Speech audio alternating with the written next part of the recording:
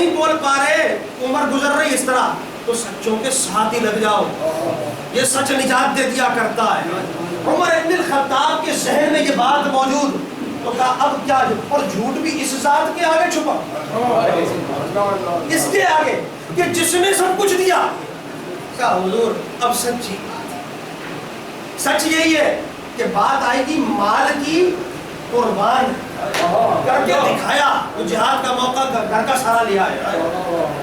بات اولاد کی آئے گی، قربان ہے۔ تو عبداللہ بن عمر والی بات کہ جب وہ حضرت امام حسین رضی اللہ تعالیٰ عنہ، امام حسن کی بات چلی، ان کو آپ نے زیادہ عطا فرمایا، اور اپنا بیٹا تھا اس کو کم دیا پیسہ، تو بڑا برا لگا۔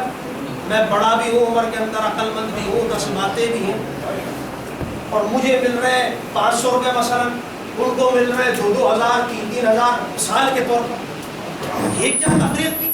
اور امیر المومنین میرا باپ خلافت پر موجود ہے، اب تو کوئی روک ٹوک کرنے والا بھی نہیں۔ چلو رسول کا زمانہ ہوتا، ابو بکر کا زمانہ ہوتا، لوگ اعتراض کرتے، اب تو خود کی حکومت ہے، جیسے زرداری کی خود کی حکومت ہے، جو چاہے کرتے رہو، کون پوچھنے والا، کیا کرو کہ سفید کرو۔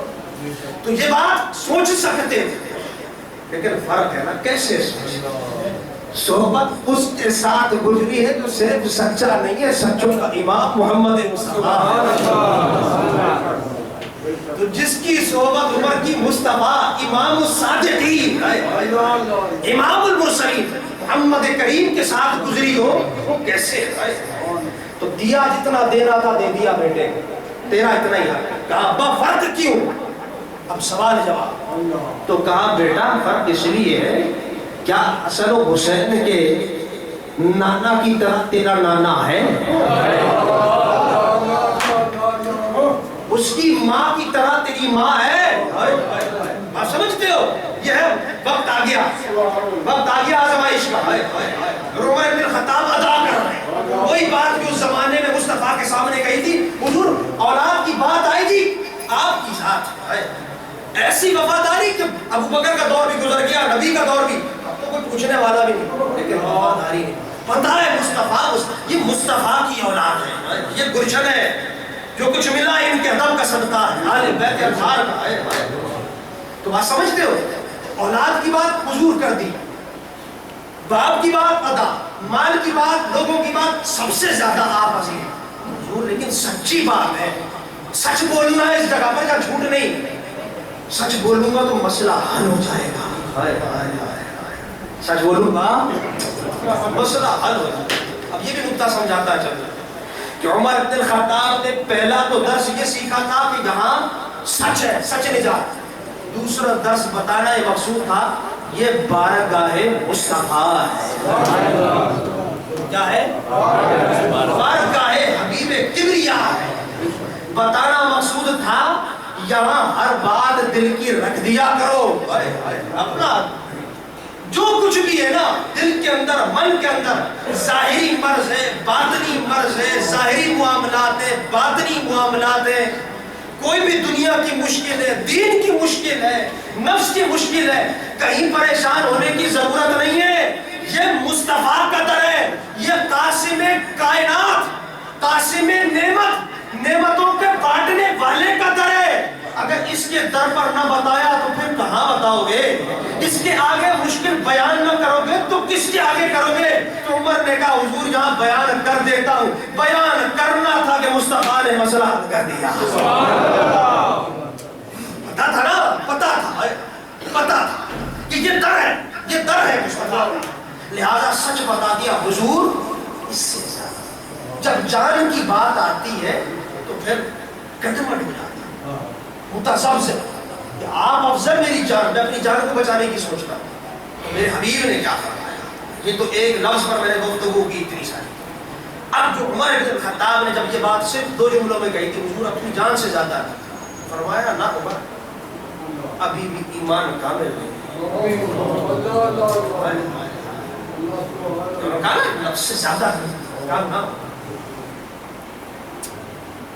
اچھا حضور، کہا اللہ، کہا حضور، بس حضور نے یہ فرمایا اتنی بات، اور پھر حضرت عمر ابن الخطاب نے کہا الان یا رسول اللہ کہ اب مجھے آپ اپنے باپ سے بھی زیادہ، اولاد سے بھی زیادہ، لوگوں سے بھی زیادہ، ومن نفسی یعنی انت احب الی من والدی و ولدی والناس اجمعین ومن نفسی. حضور اب مجھے آپ اپنے باپ سے بھی زیادہ، اپنی اولاد سے بھی زیادہ، اپنے مال کاروبار تمام جہان سے، اور جو آخری چیز رہ گئی تھی نا اس سے بھی زیادہ حضور ہو گئے عزیز. فرمایا الان یا تو نے یہ کہا، ہم یہ کہتے ہیں جا تیرا ایمان کامل ہو گیا. بھئی اب یہاں سمجھنے کی بات ہے جو شروع تھے بس بات اب آپ گفتگو کا ختم کرنے کا وقت آ گیا. بس یہ آخری نقطہ اور گفتگو ختم. بات یہ سمجھنا، اور یہ حدیث میں نے بیان کی بخاری کی، اور اس کے بعد یہ سارے شارح اس کو ذکر کر رہے ہیں اس بات کو، حضرت عمر کے اس واقعے کو، سارے محدثین اکثر بات سوچنے کی ہے. حضرت عمر ابن الخطاب نے اپنا یہ مسئلہ ذکر جب کیا کہ مجھے اپنی جان سے زیادہ نہیں کرتا، حضور نے فرمایا نہ عمر کا. حضور نے دیکھا بس بات نہیں ہوئی، محدثین ذکر کر رہے ہیں. لمحے بھر کے اندر عمر کہہ رہے حضور اب ہو گئے. لمحے سے پہلے نہیں، حضور اب ہو گیا. کیا یہ بات میں ذکر کر چکا ہوں، کیا صحابی جھوٹ بولے گا؟ جھوٹ تصور نہیں. پھر کیا خدا نہ کرے کوئی دماغ کا مسئلہ تو نہیں، پہلے کچھ اور بعد میں کچھ، کوئی خدا نہ کرے کوئی اور بات تو نہیں. یہ کیسے؟ ایسی تمام چیزیں کوئی ذہن میں بھی نہیں آ سکتی. تصور عمر ابن الخطاب بیٹھے سرکار کی بارگاہ، بھئی لمحے میں کہہ رہے نہیں، اور اس کے فوراً لمحے بعد کہہ رہے ہاں.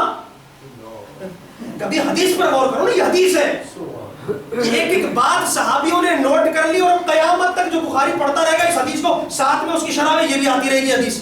حضرت عمر والے واقعہ بھی چلتا رہے گا، دنیا پڑھتی رہے گی کہ جب حضور نے یہ بات کہی تھی محبت کی تو عمر بھی بیٹھے تھے، یہ واقعہ بھی ہو رہا تھا.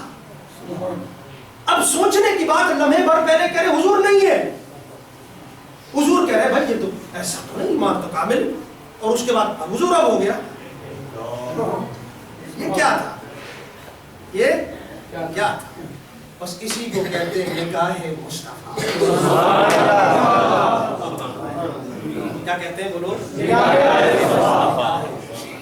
یہ ہے وہ حبیب کی نگاہ. ماننے پر مجبور ہے، ماننے پر. بھائی کیا اس وقت کوئی دوائی کھا لی تھی طاقت کی کہ کہا معجون لے آؤ فوراً اپنے دل کو قوی کروں گا؟ کوئی ڈاکٹر سے علاج کرایا تھا اچھا حضور ہو کر آتا ہوں، یا کسی روحانی طبیب؟ لمحے بھر کی کہانی. پہلے کہا نہیں ہے آپ سے اتنی محبت اپنے جان سے زیادہ.